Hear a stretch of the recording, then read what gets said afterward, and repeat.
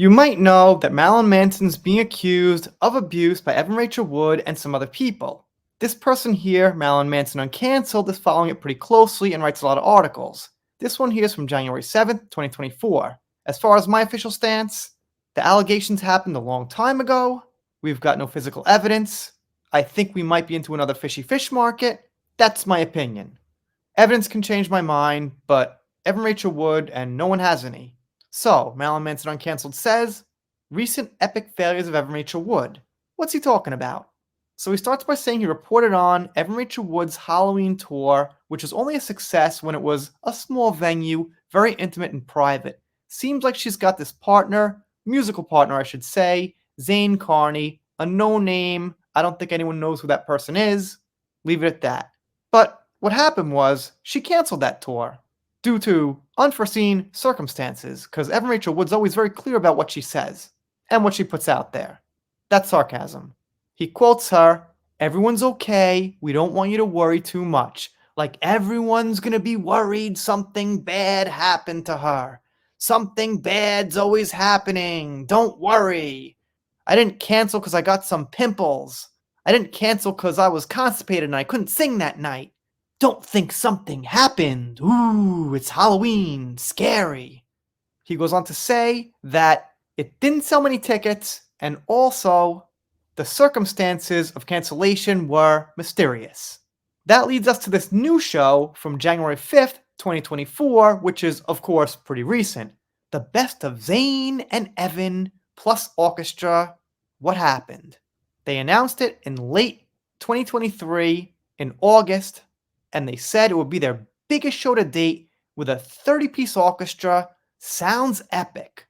They offered pre-sales, and I guess made some big plans for it. But there was some weird things I think going on in connection to Marilyn Manson.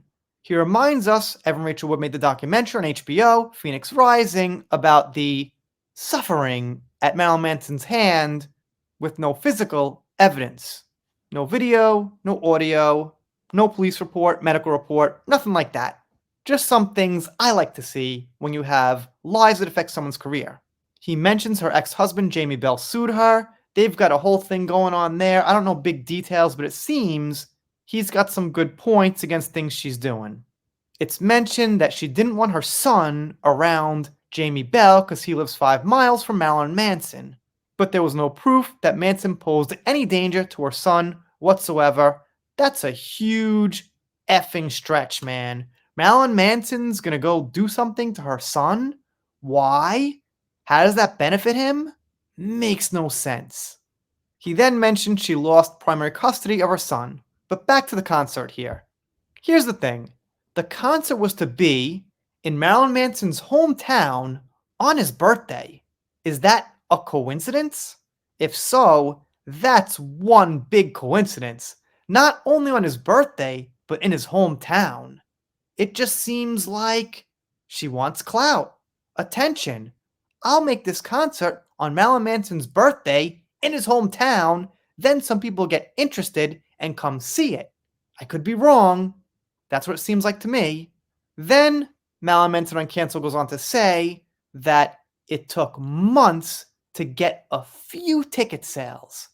She put out social media posts, invited people, things like that, and then finally in December, they got 20 ticket sales. Don't forget it was announced in August 2023, and 20 ticket sales leaked in December 2023. I think I could sell more tickets to an online show. Actually, I should try. I should fix up my guitar, charge some kind of little fee, and see if I could get 20 people to watch me sing random things more than Evan Rachel Wood. More on that to come. I digress. And then he says they moved from a 1,400 seat capacity to a 380 seat capacity. That's a big downgrade. Suffice to say, I don't think she filled it. Originally, the tickets were $40, down to $26, and Manson Uncancelled says he kind of feels bad for Zayn, who worked hard, who's not really involved in any of the bullshit, just wants to play music. Oh well, Zayn. Pick your partners better, I guess. No offense or nothing, just saying. And of course, not just Zayn, but they had a bunch of musicians with them. And here it is. And to be fair, we don't know when this was taken as far as what point in the show. If it was taken before it started, an hour in advance while people were still getting in, it's empty. But it looks like they're playing already.